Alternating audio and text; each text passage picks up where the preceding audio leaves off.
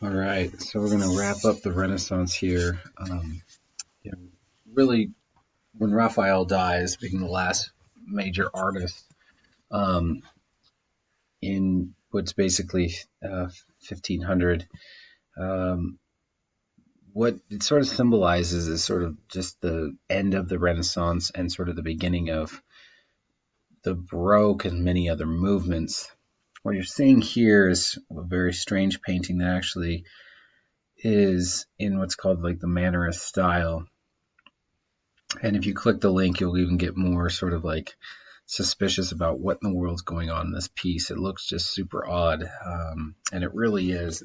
Nobody really knows what's going on, and that's what happens. Is that I think artists are trying to find themselves. They're trying to find what art could be.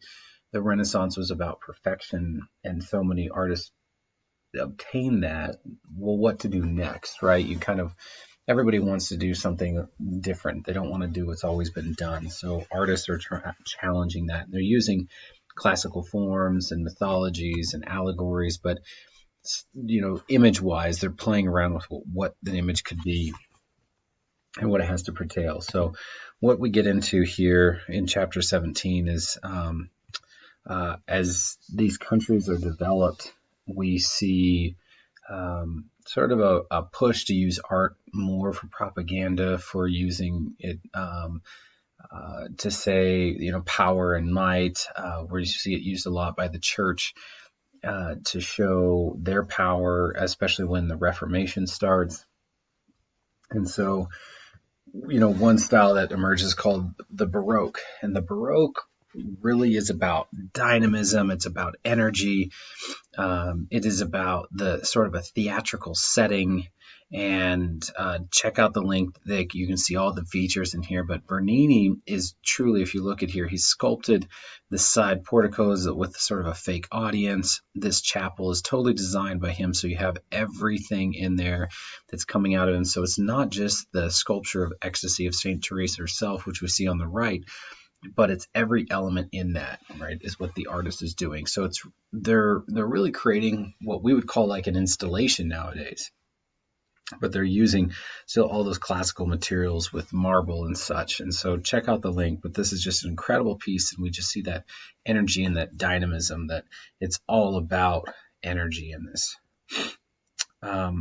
In the Baroque as well, we see it in their architecture, and this specifically in Versailles in France, where we have this like sort of lavish decoration, that sort of theatrical setting. We saw, the marble here on the side and the different colors of it, the inlaid work, and then we have the sculptures right within this piece, and then mirrors as you go down. So the Baroque is very much about the setting and the totality of it, not just one piece. So we have paintings on the ceiling, we have carvings in the niches, and gilded work up for the architecture, and then we have the chandeliers and the tile. I mean, all of it taken into consideration.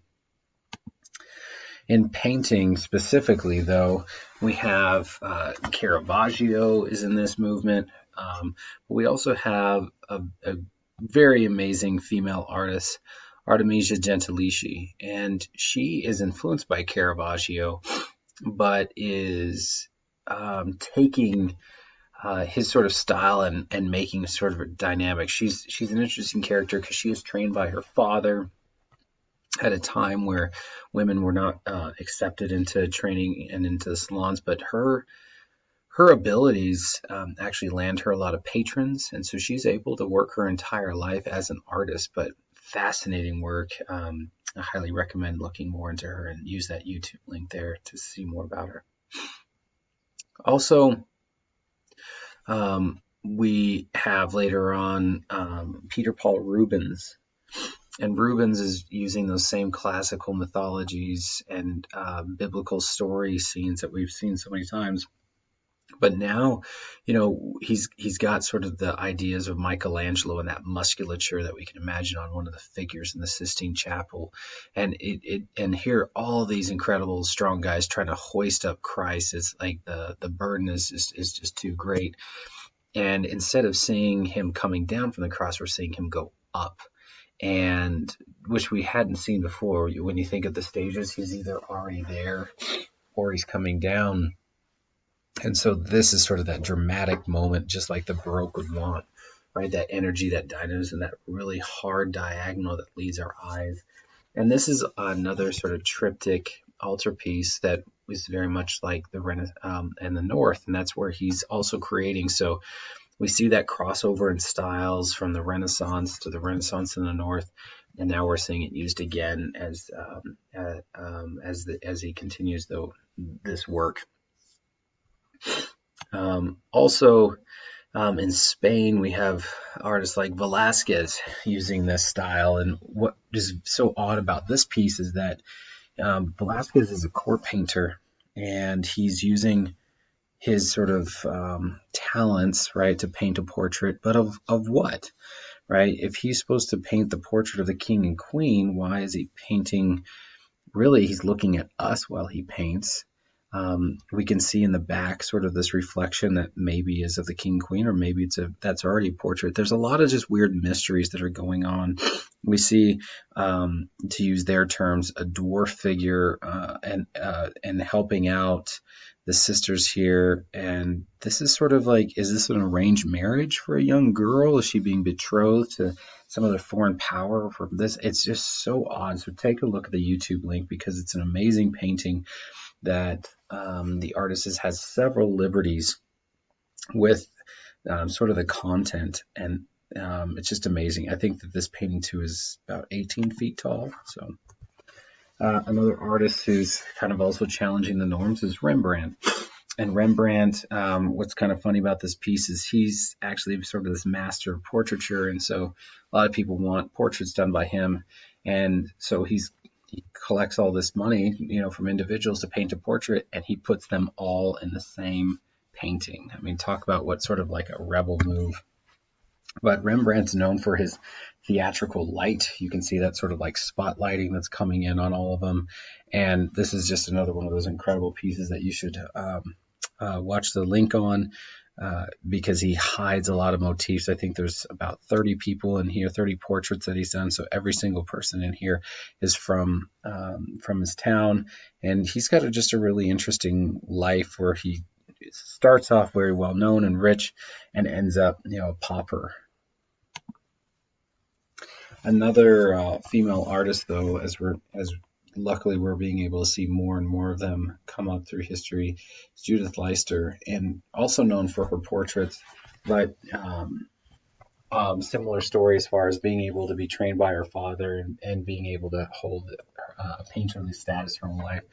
Most of these works, when they were first found, it was thought that maybe it wasn't a man doing it, but we now have more accreditation to her works, and we see in that what is known as sort of the Dutch style, just like for Rembrandt. But we're seeing common scenes with the portraiture. It's a little bit more funny. It's a little bit more subdued. It's not religious in any way. It's just a common everyday scene. So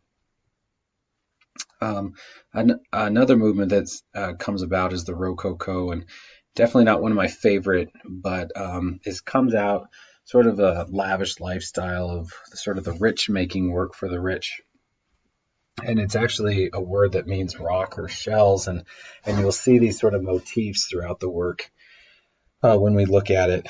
But we have some different things going on, and this is French, very, very French, right? And we saw earlier Versailles, and you can see where that is building on the Baroque style, but now we're adding even more lavish decoration up in here. And a lot of these are kind of even common rooms. Hotel rooms would be done up in this, and not even just the fancy rooms, but any of them, but like sitting rooms and waiting rooms. And the rich are just paying all this obscene amount of money for these sort of decorations. And it's kind of disgusting, really, to me. But then you have, like, in the painting style, a work that is about the rich and their sort of debauchery, really. It usually contains scenes about love and different allegories, but we know sort of like the trees are fantastical. It's usually about sort of the recreation of the rich. And it's really sort of is detrimental and an important movement, though, because all this money that's being spent is coming from the poor, right? And if you imagine that this is what their rooms look like when people are starving in the streets. It's going to lead to something, and we'll see what that something is. Now, neoclassicism, I talked earlier about how when Pompeii was discovered, well, this is the era that it's discovered. And so, with that, you have the regular common class that says we don't like the artwork of the Rococo. We want something that has a little bit more truth to it. And so, with Pompeii and Herculaneum being discovered, this Greek style comes back, right? And so, the most famous of that is Jacques-Louis David, the Oath of Horatii. And we see a Roman father giving the sons the permission to go to war, and the wives on the side, sort of in remorse, but knowing that they may never see him again. So watch the YouTube link. This is an amazing and sort of very important work in art history. And another work of his, that when we talk about revolution and stuff, neoclassicism is the style that's used to sort of portray that. And this is called The Death of Marat. And what we see here is an individual in his bathtub. We see the knife, the murder weapon here, the wound in the chest, the written letter. And Marat is actually a poet and a writer that's sort of a major leader for the revolution, and it represents the head of a political party at the time. And so what happens is that a rival political party, a female, she says, "Oh, well, I have some news that I'd like to give you." And so they plan on meet. And he's sitting in a bathtub because he suffers from skin disease, actually. And so, this is sort of his medical treatment, but he spends a lot of his time in the bath, and so does a lot of his work. So she comes in and stabs him, kills him, but stays there. That's what's sort of odd about it, is that she's like, "Yep, I did it," and is eventually taken. Of course, is then killed in return. But what we see here is sort of David's sort of memory towards him, and even the front of the box here is sort of set up to my friend Marat. Is what's written there by David, and it's kind of like a tombstone. So watch the YouTube link, and this is going to end chapter 17 for us. If there are any questions, please feel free to email me, and anything that are on these notes, look forward again for the final.